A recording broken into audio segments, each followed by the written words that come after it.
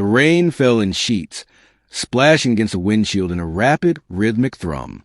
Officer Daniel Hayes gripped the steering wheel tighter, his eyes narrowing to the blurred cityscape.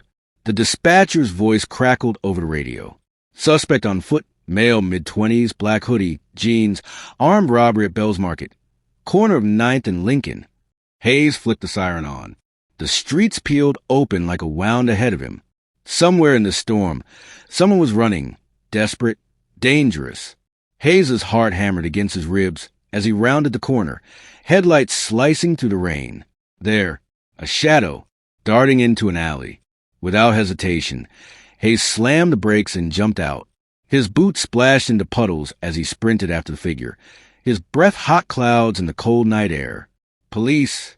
Stop!" he shouted, voice cutting through the storm. The figure glanced back, young, scared, and pushed harder. Hayes chased him down the narrow alley. The walls seeming to close in, the world a tunnel of rain and adrenaline. He could almost hear the suspect's panicked heartbeat thudding in the air between them. Almost there. Don't let him get away. The suspect stumbled. An opportunity. Hayes lunged, tackling him to the wet concrete. The boy struggled, wild and slippery, like a fish pulled from deep water. "Get off me! I didn't do anything!" the boy shouted, voice breaking. Hayes tightened the cuffs, feeling the desperation in every move. Something didn't sit right. No weapon, no hardened criminal edge. Just a kid. Inside the cruiser, the boy sat hunched, soaked and shivering. His name was Marcus Reed, 17 years old. First offense on record. Shoplifting 2 years ago. Hayes watched him through the rearview mirror. Marcus wasn't some seasoned thug. He was scared, broken. A kid on the edge of a cliff, clinging by his fingertips. "I swear, man," Marcus muttered, eyes glassy with tears. "I didn't rob that store. I just ran 'cause I was scared. I knew y'all would think it was me." Hayes turned the words over in his mind. Was he lying? The store clerk's statement played again in his head. Black hoodie, jeans, but no mention of the suspect's face. No security footage. Just assumptions. Hayes drummed his fingers on the steering wheel. What if we got the wrong guy? But protocol was protocol. Marcus was booked. Fingerprints, mugshot, a cold cell. Hayes signed the paperwork, feeling a stone settle in his gut. As Marcus was led away in cuffs, he turned, locking eyes with Hayes. "You're ruining my life, man," he whispered. The words cut deeper than Hayes expected. That night, sleep wouldn't come. Hayes lay in bed staring at the ceiling, rain tapping at the window like impatient fingers. He thought of Marcus's face, the terror, the betrayal. He thought of his own son, Luke, just 15, always one wrong step away from bad company. What if it were Luke in that alley? The storm inside Hayes' mind raged louder than the one outside. He couldn't shake the feeling. Something was wrong. By morning, Hayes made a decision. Against orders, against logic. He would find the truth. 2 days later, Hayes sat in the tiny, cluttered back room of Bell's Market, the clerk tapping impatiently at the counter. "I told the other officer everything. Kid matched the description. You didn't see his face?" Hayes pressed. The clerk shrugged. It was raining. Hood up. Looked about right. That's all. Hayes frowned. He reviewed the grainy footage. A blur of a figure. No ID possible. Back in the squad car, Hayes checked his notes. An old woman nearby had called about a suspicious man loitering 15 minutes before the robbery. Different description. Black leather jacket, older, maybe early 30s. "Dispatch!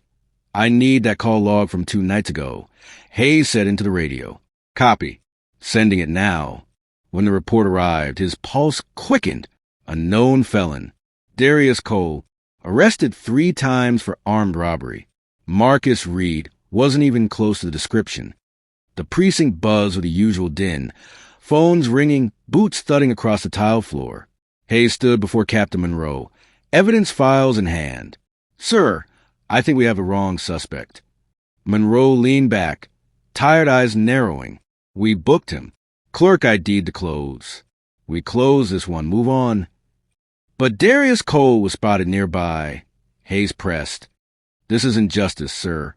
It's a mistake. Monroe sighed. Even if you're right, courts will handle it. Let it go, Hayes. I can't. The captain's gaze hardened. You're skating thin ice. One more move, and it's your badge. Hayes left the office, heart pounding. He didn't care. He was already in too deep. He had to save Marcus. Days turned into a tense blur.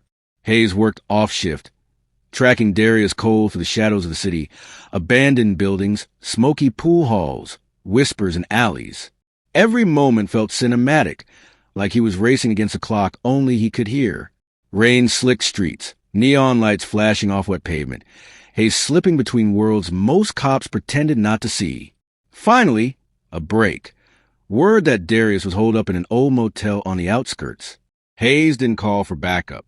He went alone. The motel smelled of mildew and desperation.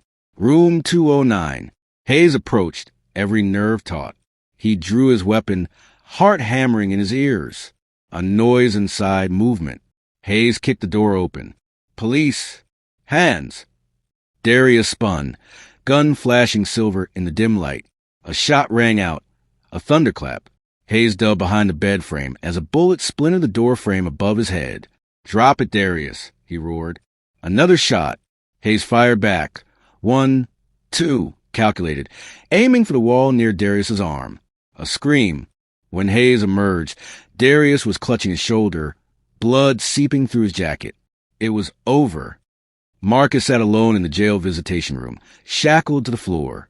His face was different now, a hardness behind the fear. When Hayes walked in, Marcus flinched, glaring. What do you want? Hayes sat down, placing a file on the table between them. You're going home, Marcus. Marcus blinked. What? We got the guy. Darius Cole. Confessed. You're innocent. For a moment, Marcus just stared. Then his face crumbled, shoulders shaking with silent sobs. Hayes felt something uncoil inside him, something that had been locked up for years. Marcus wasn't just another number. He was a life, a future, and maybe, just maybe, Hayes could still do something good. Weeks later, Hayes stood in the courtroom, watching Marcus walk free. But it wasn't over. Hayes approached him outside, beneath the weak winter sun. You got plans? He asked. Marcus shook his head, just trying to figure out. Hayes smiled. How about a job? City outreach program needs someone like you. Real story, real change. Marcus hesitated, eyes wary. Why you doing this, man? Hayes looked out over the city at the people rushing by, heads down, broken and rebuilt 1,000 times. Because someone's got to believe in you, he said. Might as well be me. Marcus Reed stood on the stage 3 months later, a microphone trembling in his hand.